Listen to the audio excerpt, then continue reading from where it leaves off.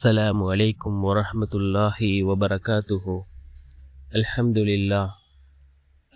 لله الذي نحمده ونستعينه ونستغفره ونؤمن به ونتوكل عليه. أما بعد.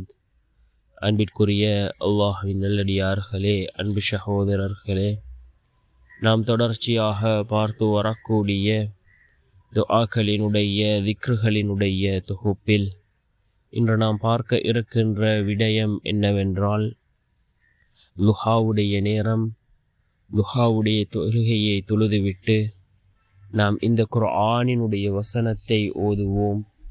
இதனை ஓதுவதன் மூலமாக நம்முடைய வாழ்க்கையில் உள்ள கடன்களை அல்லாஹ் நீக்குகின்றான்.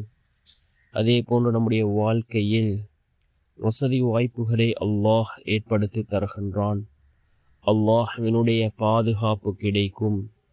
அதே போன்று அல்லாஹ்வினுடைய உதவிகளை பெற்றுத்தரக்கூடிய மிகவும் அற்புதமான ஒரு வசனத்தை தான் நாம் இன்றைய வீடியோவில் பார்க்க இருக்கின்றோம். அன்பார்ந்த சகோதரர்களே, அல்லாஹ்வின் நல்லடியார்களே, அல் குர்ஆனிலே ஏராளமான துஆக்கள் இடம்பெறுகின்றது. அல் குர்ஆனிலே இடம்பெறக்கூடிய மிக முக்கியமான ஒரு வசனம் அது ஆயத்துல் குர்சி. இந்த ஆயத்துல் குர்சிக்கு ஏராளமான சிறப்புகள் இருக்கின்றது. யார் ஒவ்வொரு ஃபர்தான தொழுகைக்கு பின்னும் ஆயத்துல் குர்சியை ஓதி வருகிறாரோ அவர் சுவர்க்கம் செல்வதற்கு ஒன்றே ஒன்று தான் தடையாக இருக்கின்றது, அது அவரினுடைய மரணம் என்று கூறினார்கள் அருமை நாயகம் ஸல்லல்லாஹு அலைஹி வஸல்லம் அவர்கள். நாம் ஆயத்துல் குர்ஸை ஒவ்வொரு ஃபர்தான தொழுகைகளுக்கு பின்னும் ஓதி வருவோம். அதே போன்று